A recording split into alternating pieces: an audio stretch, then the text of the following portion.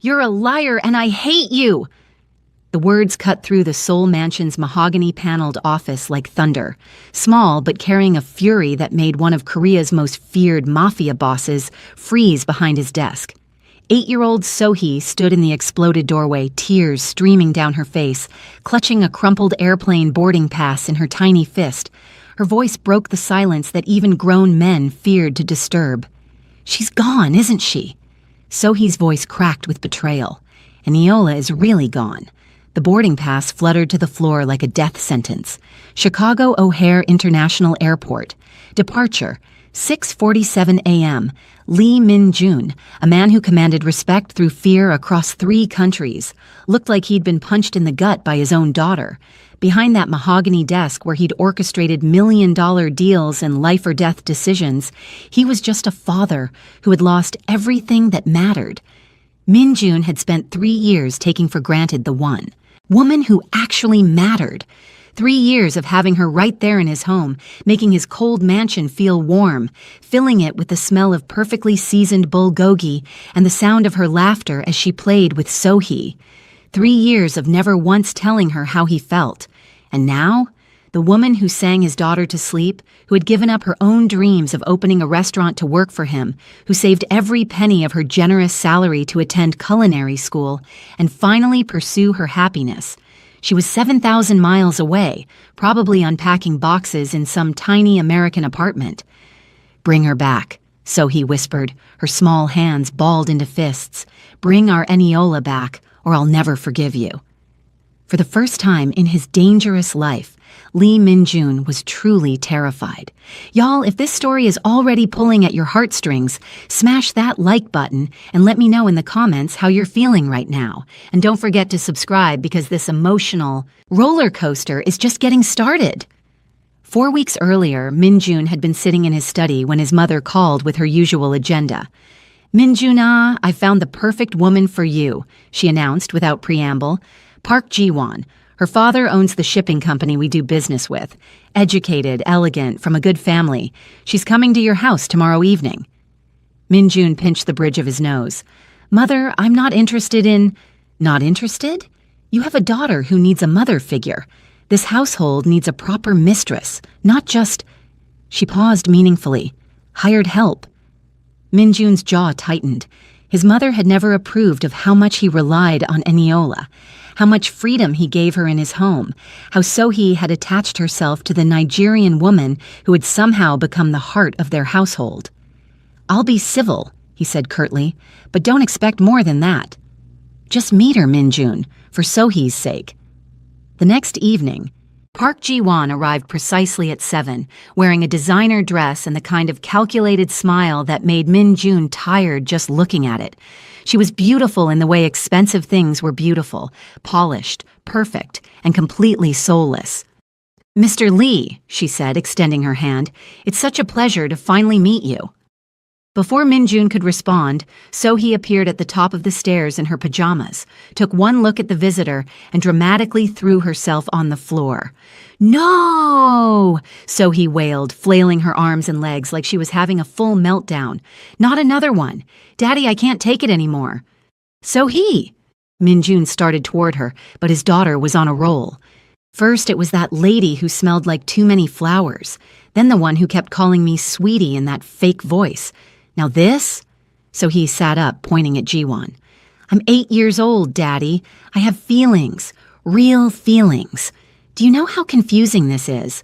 It's when Grandma keeps sending ladies here and your real mom person is downstairs making dinner and pretending she doesn't care, but she does care and everybody knows it, except apparently you."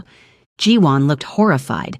Min-jun looked caught between mortification and the uncomfortable realization that his daughter was right. "So-hee, that's enough," he said weakly. "It's not enough." So-hee stood up, hands on her hips, looking like a tiny, furious CEO with tears now streaming down her face. Real tears, not performance tears. "Ms. Park, you seem very nice, but my daddy doesn't love you. He loves Eniola, and I love Eniola. And everyone in this house knows it, except apparently you and Grandma. Also, your shoes are very pretty, but they look uncomfortable, and Eniola says, Life is too short for uncomfortable shoes. From the kitchen, there was the distinct sound of something clattering, followed by silence. Jiwon's smile had frozen into something terrible. I see. Well, Mr. Lee, I think perhaps your household needs sorting out before you consider new relationships. She gathered her bag with icy dignity. I'll show myself out.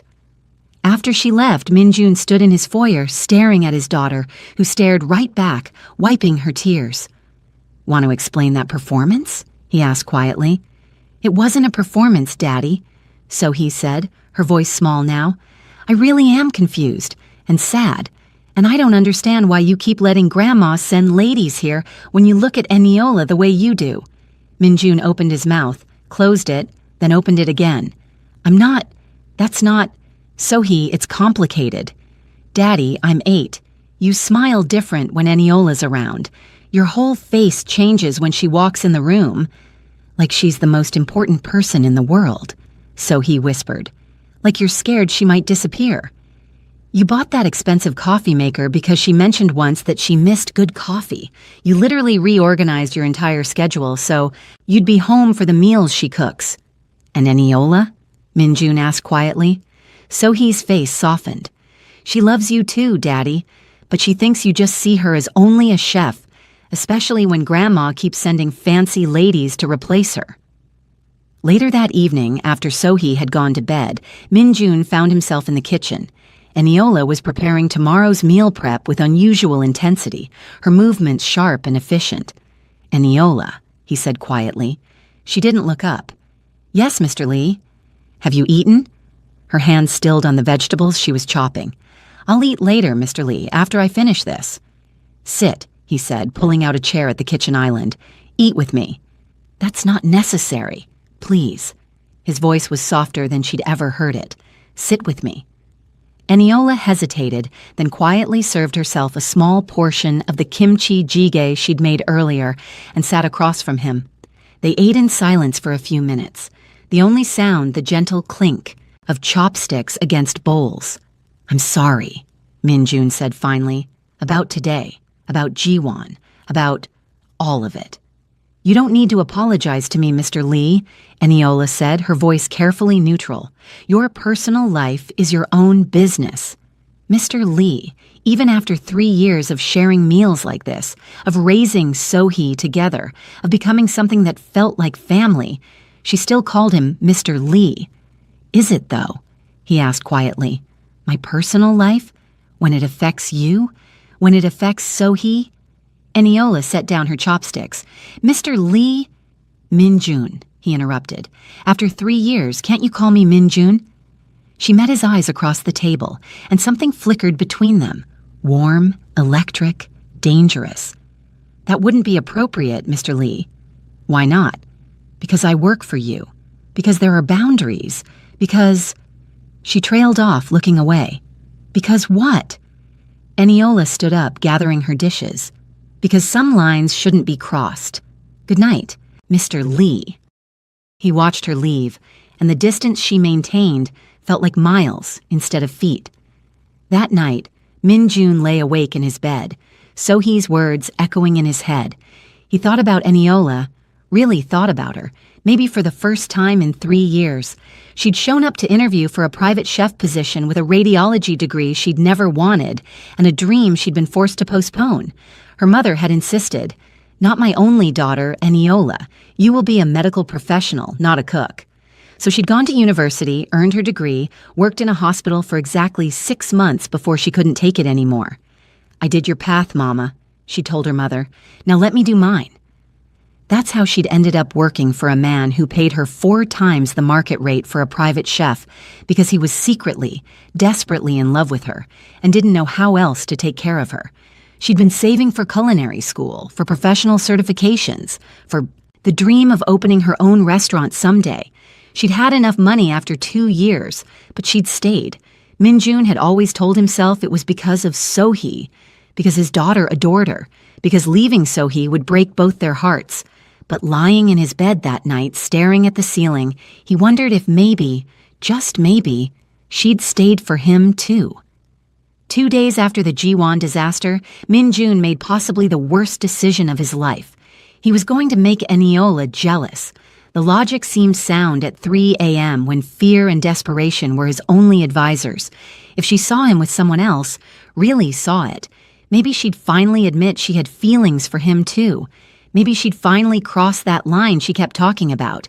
He found a woman through a discreet agency, someone who'd play the part for a generous fee.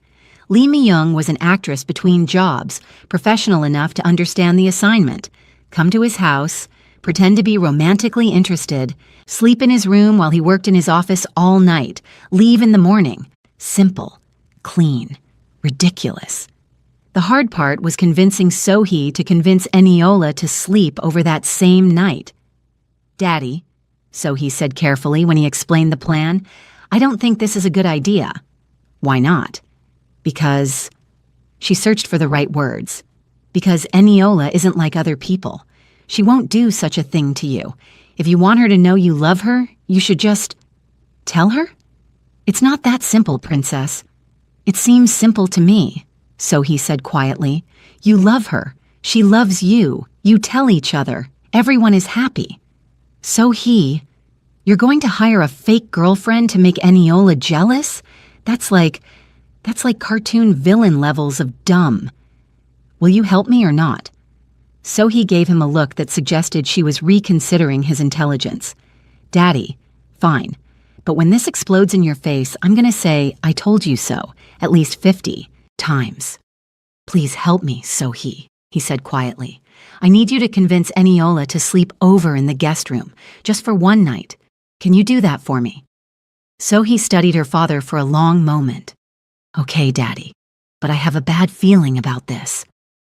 That evening, Mi-young arrived with an overnight bag and an Oscar-worthy performance. "Min-jun oppa," she cooed, loud enough for anyone in the house to hear. "Thank you so much for inviting me to stay. These late-night work sessions are so important." Min-jun tried not to cringe at the aegyo. "The guest room is upstairs." "Oh, but didn't you say I should use your room, since we'll be working so late?" Mi-young's eyes twinkled with mischief. She was enjoying this way too much. From the kitchen doorway, Min-jun could feel Eniola's presence, though she didn't appear. An hour later, Sohee put on her own performance, appearing in the kitchen where Eniola was preparing tomorrow's meal prep with focused intensity. "Eniola," Sohee said softly, making her voice small. "Can you please sleep over tonight? In the guest room on the 3rd floor? I've been having bad dreams and Daddy's going to be busy all night, and I really need you here." Eniola's hands stilled on the vegetables she was chopping. "Sohee, sweetheart, maybe you should ask your daddy." "Please?" Sohee's lip trembled, genuinely this time, because even though this was part of Daddy's plan, she really did want Eniola close. She had a terrible feeling about what was going to happen. "Just tonight? I really need you." Eniola looked at this child she loved like her own daughter, and her resolve crumbled. "Okay, baby girl, let me just finish this and I'll stay." "Thank you," Sohee whispered, hugging her tight. "I'm sorry." "Sorry for what?" "Nothing." That night became the longest of Min-jun's life. Mi-young went to his room as planned, immediately fell asleep on his bed fully clothed, and started snoring softly. Min-jun barricaded, himself in his home office with coffee and paperwork, unable to sleep for multiple reasons. He couldn't sleep because he didn't trust Mi-young not to try something despite their agreement. He couldn't sleep because he knew Eniola was 3 floors above him, probably not sleeping either. Mostly he couldn't sleep because around 2 a.m., he realized this plan was catastrophically stupid and potentially relationship-ending. At 6 a.m., exhausted and disheveled from a sleepless night of anxiety and regret, Min-jun emerged from his office to find Eniola already in the kitchen making breakfast. She looked fresh, put together, and completely unaffected. "Good morning, Mr. Lee," she said pleasantly, her voice giving nothing away. "Coffee?" "Please," he managed, studying her face for any sign of emotion. Nothing. She was a mask of professional courtesy. Mi-young emerged 20 minutes later, stretching dramatically. "Good morning. What a wonderful night's sleep." She smiled at Eniola with calculated friendliness. "You must be the chef. The coffee smells amazing." "Thank you," Eniola said with zero inflection. "How do you take your eggs?" Minjun watched, panic rising in his chest, as Eniola moved through the kitchen with mechanical efficiency. She made Myung a perfect breakfast, perfectly plated, perfectly seasoned, perfectly emotionless. She chatted politely about the weather, asked if Myung needed anything for her trip home, and was gracious in that terrifying way that meant absolutely nothing good. "Eniola," Minjun started, but she was already moving away. "I should check if So-hee is awake," she said. "Excuse me, Mr. Lee." After Myung left, with her generous payment and a sympathetic look that said she understood exactly what had happened, Minjun found Eniola in the garden, staring at nothing. "Eniola, we need to talk." "About what, Mr. Lee?" Her voice was pleasant, professional, and completely empty. "About last night. That wasn't... she wasn't... Your personal life is none of my business, Mr. Lee." She turned to face him, and her eyes were the worst part. Not angry, not hurt, just done. "I'm just the chef." The words hit him like a physical blow. "You're not just..." he started. "I need to go home," she interrupted quietly. "I have some things to take care of. So, he has everything she needs for the next few days." After Eniola had gone home to her small apartment across town, Minjun sat in his study with a glass of whiskey, trying to understand why a woman who called him Mr. Lee and maintained perfect professional boundaries could make him feel more seen than anyone ever had. "Daddy?" So-hee appeared in the doorway in her pajamas, clutching her stuffed rabbit. "What are you doing awake, princess?" "I can't sleep." She climbed onto his lap, settling against his chest. "Daddy, do you like Eniola?" The question caught him off guard. "Of course I like Eniola. She takes excellent care of us." "No. Daddy, do you like her? Like the way princes like princesses in stories?" Minjun looked down at his daughter's serious face. "Why do you ask?" "Because you act funny when she's here, and you get all grumpy when those other ladies come over, and Eniola gets sad after they leave." "Eniola gets sad?" So-hee nodded solemnly. "She thinks I don't see, but she gets this face." So-hee demonstrated an expression of poorly concealed hurt, like when I broke my favorite doll but didn't want to cry about it. Something cold settled in Minjun's stomach. "So-hee, has Eniola ever said anything about the ladies who visit?" "No, but she cleans really fast after they leave, like she's angry at the dust." So-hee studied her father's face with the intense focus children reserved for important matters. "Daddy, why don't you just tell Eniola you like her? Then she won't be sad anymore." "It's complicated, baby." "Grown-ups always say that when they're being silly," So-hee declared with 8-year-old wisdom. "Eniola makes you smile for real, not your business smile, and she makes the best Korean fried chicken, and she knows all the words to my favorite songs, and she never gets scared when you have to work late." That last observation hit harder than Minjun expected. Eniola never flinched when his phone rang at midnight, never asked questions about the nature of his work, never made him feel like his dangerous world was something to be ashamed of. "She should be our family," So-hee said simply. "Real family." Minjun hugged his daughter tighter. "What if she doesn't want to be?" "Then you're not asking right," So-hee said with devastating logic. "Because she already acts like our family. She just doesn't know it's okay." "When did you get so wise?" "I've had good teachers," So-hee said quietly.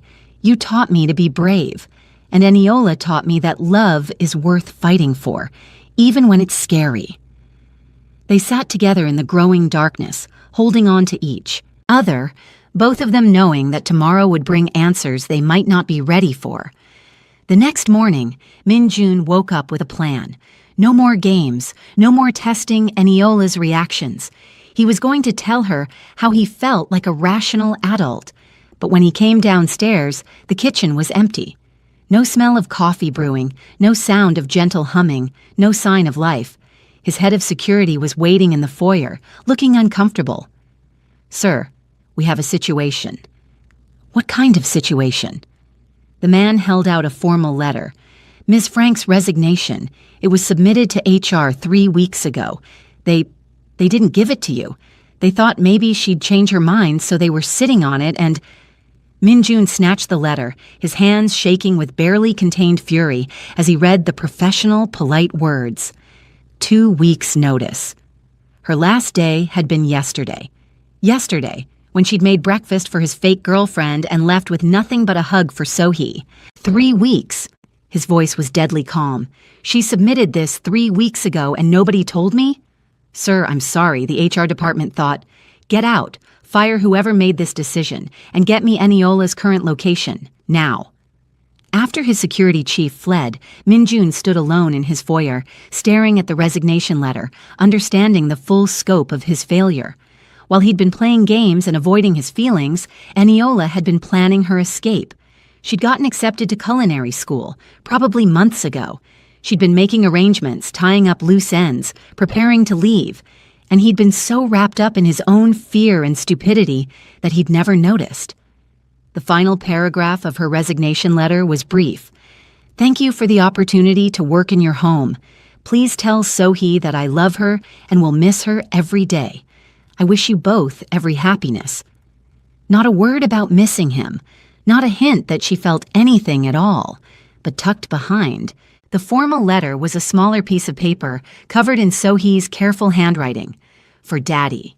Eniola teaches me English and Korean both. She says knowing many languages makes your heart bigger. I hope your heart gets big enough to tell her you love her before she goes away forever. Love. Sohee. Min-jun stared at the note, realizing that his 8-year-old daughter had understood something it had taken him 3 years to figure out. He was in love with Eniola Frank, and he was about to lose her. He called her phone. It went straight to voicemail. Find her exact location, Min-jun commanded. I'm going to bring her home. Sir, with respect, maybe you should consider that she might not want to come home. Min-jun looked at his loyal employee with the kind of calm fury that made grown men confess their sins. Find her location. He called in every favor, mobilized every resource, threw money at the problem like his life depended on it. Because it did. 2 weeks of desperate investigation followed. Min-jun barely slept, barely ate, drove his entire organization to the brink, trying to find any information about where Eniola had gone. Sohee became quieter each day, the light in her eyes dimming as the reality set in that Eniola was really gone. Finally, his investigator delivered the information. Eniola Frank had boarded a flight to Chicago 2 weeks ago. She'd enrolled in the Culinary Institute of Chicago's professional certification program. She'd signed a lease on a small apartment in a neighborhood called Logan Square. She was gone. Really, truly gone. It was Sohee who delivered the final devastating blow. She'd refused to eat anything since Eniola left, had stopped sleeping properly, had become a tiny, heartbroken tyrant who made the entire household miserable. But it was when she quietly asked, Daddy, did Eniola leave because I wasn't a good enough little girl? That Min-jun finally understood the true scope of his failure. So he found the boarding pass, dropped by the investigator, and the whole terrible truth came crashing down in Min-jun's office. Bring her back, Sohee whispered, tears streaming down her face. Please, Daddy, bring our Eniola back. Min-jun looked at his daughter's heartbroken face, then at the information spread across his desk. He hadn't just lost the woman he loved. He'd broken his daughter's heart in the process. That night, he made his decision. He was going to Chicago. He was bringing Sohee with him, and he was going to fix what he'd broken, even if it meant facing the possibility that Eniola had already moved on. Pack your bag, princess, he said quietly. We're going to Chicago. Okay, family. Can you feel your heart racing right now? Because mine is absolutely pounding. The way Min-jun is finally realizing what he's lost, the way Sohee is carrying the weight of these grown-up emotions in her little heart. I'm literally getting chills. Drop a broken heart emoji if you're feeling this pain with me, and smash that subscribe button because this emotional journey is about to get even more intense. The flight to Chicago was the longest 12 hours of Min-jun's life, the worst kind of hope mixed with terror. So, he sat beside him, unusually quiet, clutching a hand-drawn picture she'd made for Eniola, a family of 3 stick figures standing in front of a house shaped like a heart. He'd brought So-hee with him, despite his security team's protests. This wasn't a business trip. This was a father and daughter going to bring home the woman they both loved. "Daddy," she said as they flew over the Pacific, "what if Eniola doesn't want to see us?" It was the question Min-jun had been avoiding. Then we'll convince her. What if she likes America better than Korea? Then we'll figure it out. What if she's already met someone nice who actually tells her he loves her instead of hiring fake girlfriends? Min-jun's jaw tightened. Then we'll respect her choice. So he studied her father's profile with the intensity of a child trying to understand adult complexities. But you're going to try really hard first, right? You're going to tell her about how you pace around the house when she's not there, and how you only eat the kimchi jjigae when she makes it, and how you keep checking her room to make sure she didn't forget anything important. You noticed all that? I notice everything, So-hee said solemnly. You're really sad without her, Daddy, almost as sad as me.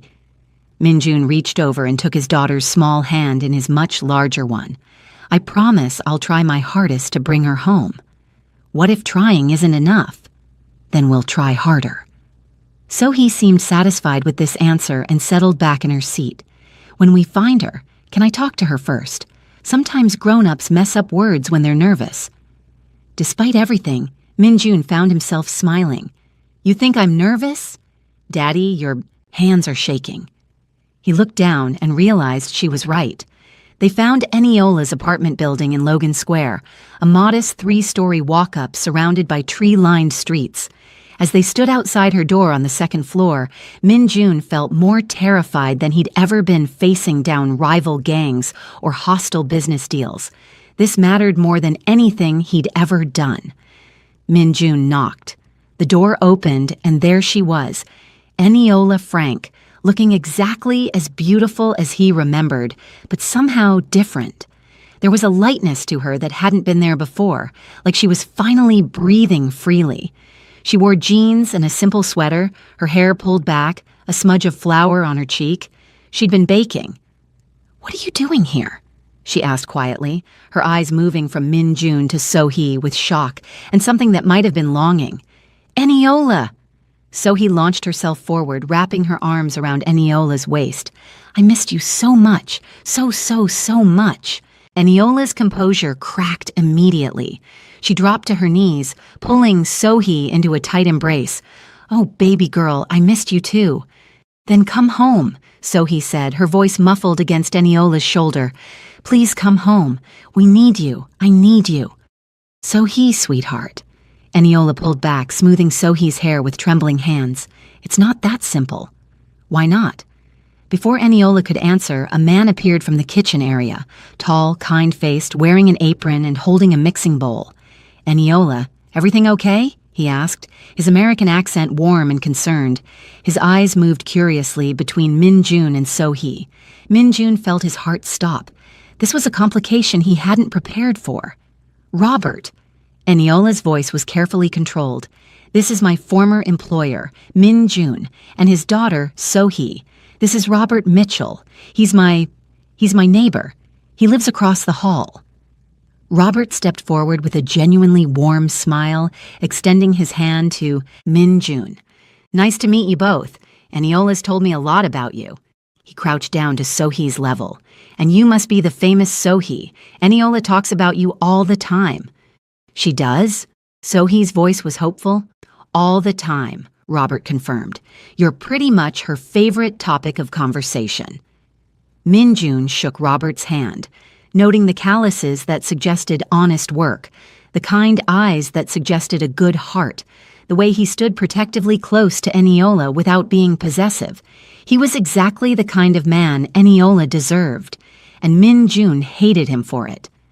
"Robert was just helping me test a recipe for my coursework," Eniola explained. Would you like to come in?" The apartment was small but already felt like home. There were unpacked boxes in corners, but she'd made it warm. Pictures on the walls, plants on the windowsill, Korean cookbooks on the shelf. And there, on her refrigerator, held by magnets, photos of So-hee. So-hee at her school, festival, Sohee blowing out birthday candles, Sohee and Eniola making cookies together. Minjun's throat tightened. I should probably go, Robert said, reading the room. Give you guys some privacy. He squeezed Eniola's shoulder gently. I'll be across the hall if you need me. After he left, silence filled the small apartment. Sohee sat on the couch, looking between the two adults, waiting. So, Eniola said finally, settling into a chair across from them, you came all this way. You should say what you came to say. Minjun looked at Sohee, who nodded encouragingly, then back at Eniola. I love you, he said simply. I've been in love with you for 3 years, and I was too much of a coward to say it until it was too late. Because I was scared. You? Eniola laughed bitterly. Lee Minjun, the man who intimidates everyone he meets, was scared of me? Terrified, he admitted. Because everyone else? They fear what I can do to them. But you could destroy me, just by walking away, which you did. I had to, Eniola said, and now there were tears on her cheeks. I couldn't stay there, watching you live your life, wondering if you'd ever see me as anything more than the woman who cooked your meals and raised your daughter. Our daughter, Minjun corrected quietly. Sohee is ours, Eniola. She's been yours since the day you taught her how to make chapati, and she told me you gave better hugs than anyone in the world. Eniola's breath hitched, but she didn't speak. I know I did everything wrong, Minjun continued. The fake girlfriend, not telling you how I felt, letting you think you were just an employee when you were so much more than that. What was I then? Eniola's voice was quiet but steady. If I was so much more, why did you never say anything? Why did you let me think? Her voice cracked. Why did you let me think I was just the help?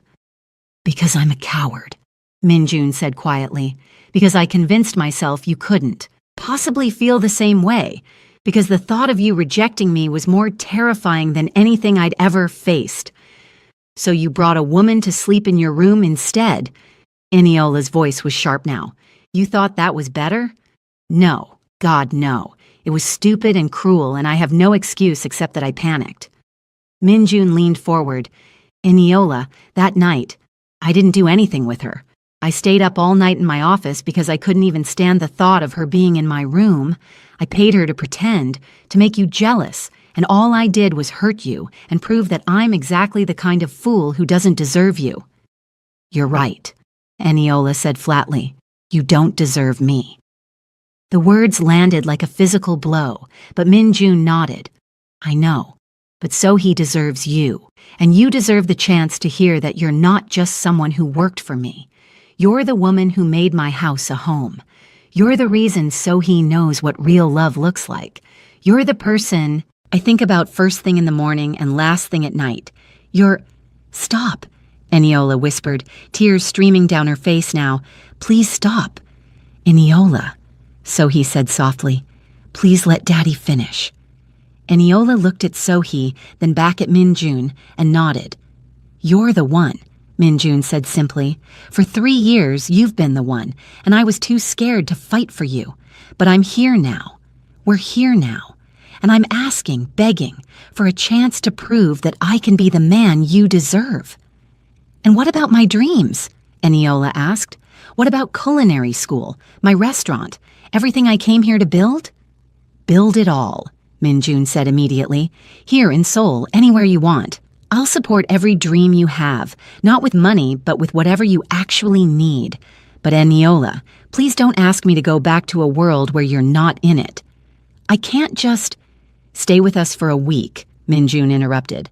We're not leaving until you do. We'll stay here, in your apartment if you'll have us, in a hotel if you won't. And you'll see that we can make this work, that we can be what you need. Eniola stared at him. You want to stay in my tiny apartment? You and Sohee? Yes. For a week? However long it takes. That's crazy. Probably, Minjun agreed. But I've already done the crazy thing of letting you go.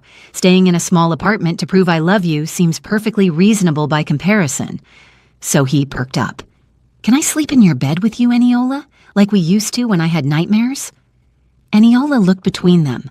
This man who'd finally learned to fight for what mattered, and this child who'd already claimed her heart years ago. 1 week, she said finally. But if you're staying, you're helping with my coursework. I have to perfect 3 Korean-Nigerian fusion dishes by next Friday. Minjun's face broke into the first genuine smile she'd seen in weeks. I can work with that. So he cheered and immediately started talking about everything they could do, all the ways they could help. And Eniola, despite everything, felt something in her chest loosen. Hope, maybe, or possibility. Or maybe just the recognition that some loves were worth a second chance. Okay, so he paused. Can we have Korean fried chicken? Despite everything, Eniola laughed. You haven't changed at all, have you, baby girl? Nope, so he said proudly. But Daddy has. He's much more honest now. Watch. Daddy, tell Eniola you love her again. So he. Do it. Minjun looked at Eniola, and this time there was no hesitation. I love you. I'm in love with you. I have been for 3 years, and I'll keep loving you whether you come back to Seoul or not. See, so he said smugly, growth.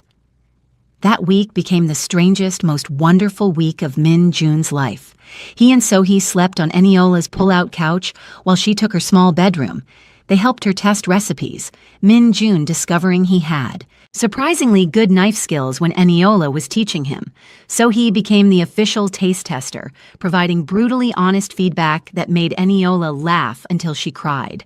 Minjun learned that Eniola had been saving every penny, not just for school, but to eventually bring her mother to Korea to see that her daughter's dreams were worth pursuing. Sohee learned that Eniola had cried herself to sleep for the first week in Chicago, missing them so much she could barely function. Eniola learned that Min Jun had fired his entire HR department for sitting on her resignation letter, and that Sohee had refused to eat anything but ramyeon for 2 weeks because she was on a hunger strike for Eniola's return.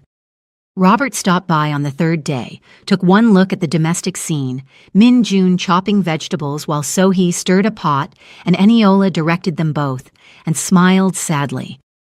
I'm going to step back, he told Eniola quietly while Min Jun and Sohee were distracted. You've got something here that I can't compete with. Robert, it's okay, he said gently. He kissed her forehead. You never made me promises, but for what it's worth, that little girl loves you completely, and that terrifying man, he looks at you like you're his entire world. By day 5, they'd fallen into a rhythm. Min Jun would wake early and make coffee the way Eniola liked it.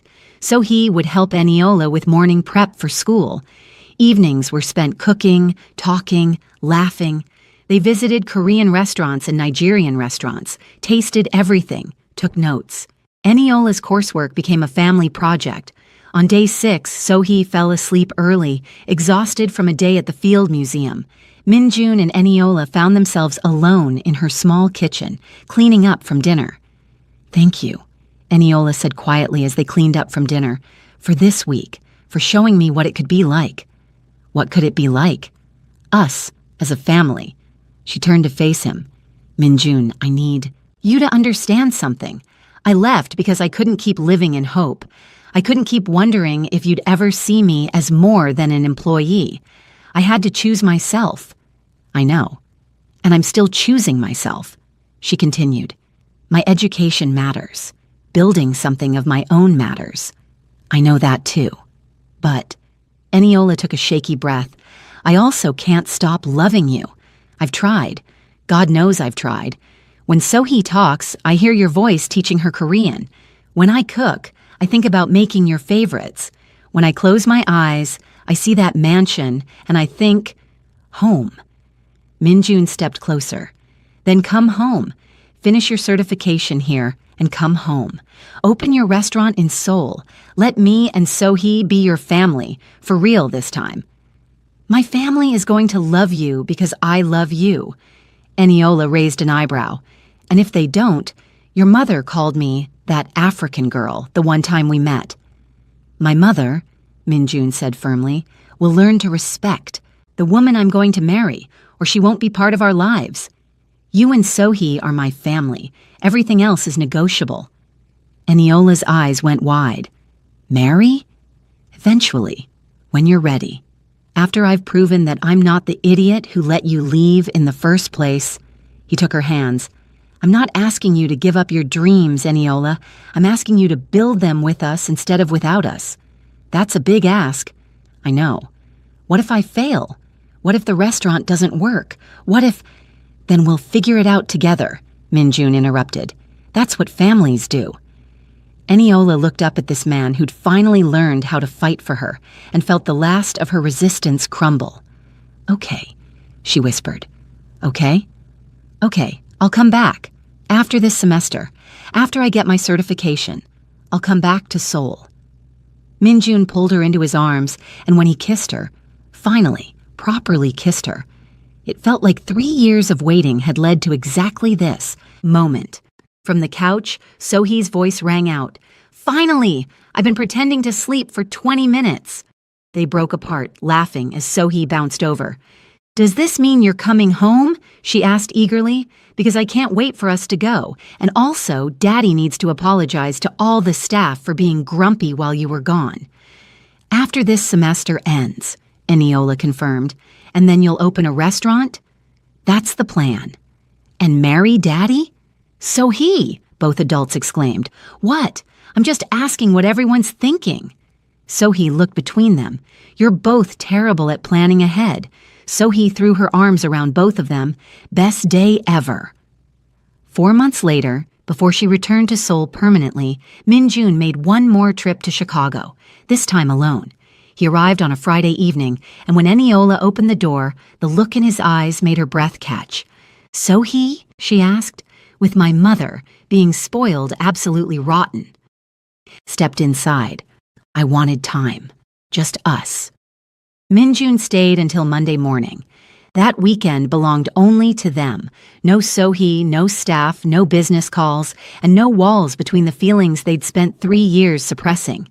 Just Lee Minjun and Eniola Frank, finally free to love each other the way they'd been desperately wanting to. Saturday night, after dinner at a small Nigerian restaurant Eniola had discovered, they returned to her apartment.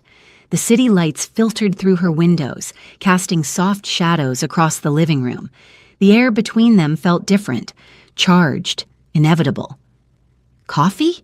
Eniola asked, but her voice trembled slightly, like she knew they were standing on the edge of something that would change everything. Eniola. Minjun crossed the small space between them, his hands framing her face with a tenderness that made her breath catch. "I don't want coffee. I don't want to pretend anymore. I just want you." "Minjun, tell me to stop and—" "I will," he whispered, his forehead resting against hers. "But God, Eniola, I've waited 3 years to hold you like this. 3 years of watching you move through my house, wanting to reach for you and not being able to. 3 years of dreaming about this moment." She looked up at him, her eyes dark and full of the same longing he'd been carrying. "I don't want you to stop. I never wanted you to stop." He kissed her then, and it wasn't gentle or tentative. It was 3 years of desperate wanting, of nights lying awake thinking about her, of moments when their hands accidentally brushed and electricity shot through both of them. They moved to her bedroom, the small space filled with everything they had held back for 3 long years. Minjun treated her with tenderness, taking his time, telling her with every touch that she was precious, each moment speaking of love, respect, and patience, of promises finally kept. On Sunday night, as they sat on her small couch, "Stay," Eniola whispered, her head on his shoulder. "Not just tonight. Stay with me every night for the rest of our lives." "I'm not going anywhere," Minjun promised, pressing a kiss to her hair. "You're stuck with me now, Eniola Frank, for better or worse."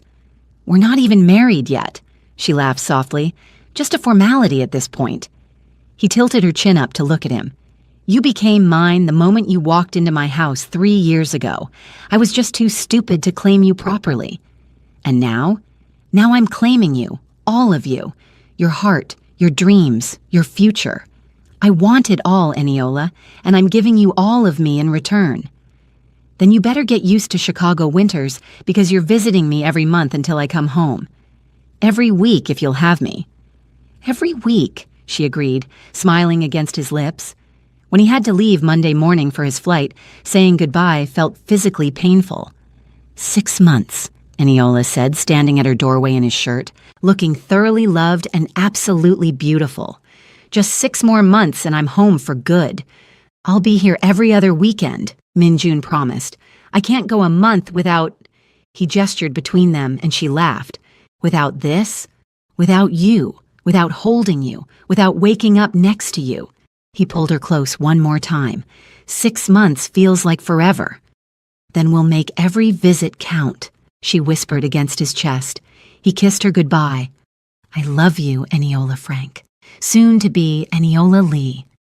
I love you too, Minjun. My heart, my home. As his plane took off, Minjun looked at his phone, at the photo he'd taken that morning of Eniola resting peacefully beside him, and knew that everything had changed.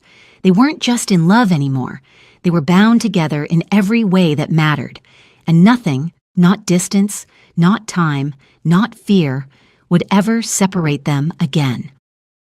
6 months later, after completing her certification, Eniola Frank returned to Seoul. When they landed at the airport, Minjun's entire security team was waiting, not for protection, but as an impromptu welcome committee. Apparently, Sohee had called ahead and organized the whole thing. Welcome home, Ms. Frank, his head of security said with a rare smile. The house hasn't been the same without you? None of us have, added his driver, the same man who had endured weeks of Minjun's foul mood and Sohee's hunger strike. As they drove through the familiar streets of Seoul, Eniola felt something she hadn't experienced in Chicago, a deep, bone-deep feeling of coming home. But when they pulled up to the mansion and she saw the banner that Sohee had clearly forced the staff to hang across the front entrance, Eniola finally broke down completely. Welcome home, Eniola. Our family is complete again, stretched across the doorway in Sohee's careful handwriting, decorated with dozens of hand-drawn hearts. Oh my God, Eniola whispered, her hands covering her face as tears streamed down her cheeks. Are you sad? Sohee asked anxiously. Do you not like the banner? I can make a new one. I love it, Eniola managed through her tears. I love it so much. Minjun helped her out of the car, his arm steady around her waist as she tried to compose herself. Welcome home, he said softly, and the way he said it made it clear he wasn't just talking about the house. The next few hours passed in a blur of staff welcomes, unpacking, and Sohee's constant chatter as she showed Eniola everything that had happened in her absence. Her school projects, her new books, the Korean fried chicken recipe she'd tried to teach the cook, with disastrous results. A month later, her restaurant, a Korean-Nigerian fusion concept called Two Homes, opened to rave reviews. Minjun proposed on opening night in front of all their friends and family and Sohee, who'd been in on the planning for weeks. Eniola said yes. The wedding came 6 months later. It was beautiful, blending both their cultures, and Sohee absolutely stole the show by marching down the aisle with a sign that read, "My daddy finally got smart." When the officiant asked if anyone objected, Sohee stood up and announced, "If anyone objects to this wedding, you have to answer to me." The entire congregation burst into laughter and applause. Even Minjun's mother, who'd come around after seeing how happy her son was, found herself won over by Eniola's grace and Sohee's fierce love. 6 years later, the Lee family was everything they'd dreamed. Baby Minji had arrived, Eniola's restaurant had expanded to 2 locations, and Sohee had become an expert at managing her parents' schedules. "Daddy," Sohee said one morning at breakfast, now 14 years old, "I finished my homework, helped with Minji's bath last night, and did extra chores. I think this proves I'm responsible enough for a puppy." Minjun looked at Eniola. Eniola looked back at Minjun. "You're trying to make each other be the mean parent again," Sohee said knowingly. "But it won't work because I'm smarter than both of you." And as Minjun and Eniola laughed, their daughter looking at them with that wise, knowing expression, their baby daughter giggling in her high chair, Minjun thought about how close he'd come to losing all of this. Some love stories end with happily ever after. This one ended with happily ever after, thanks to a wise little girl who refused to let the grown-ups mess up the best thing that ever happened to them. And really, wasn't that the most beautiful kind of love story there was? Okay, y'all, hit that like button and let me know in the comments. Are you Team Eniola, Team Sohee, or Team Minjun? Which moment made you cry the hardest? And smash that subscribe button because we're just getting started on this journey of love, second chances, and the kind of family that fights for each other no matter what. Tell me, would you cross an ocean for love? Would you give someone a second chance after they broke your heart? Drop your thoughts below because I want to hear your love story too. And hey, if you know someone who needs to hear this message, that it's never too late to fight for the person you love, that fear is no excuse for losing your chance at happiness, share this video with them right now. You might just change their life. Until next time, remember, love isn't about being perfect. It's about being brave enough to try. Keep fighting for your happiness, beautiful people. Keep choosing love. I'll see you in the next story.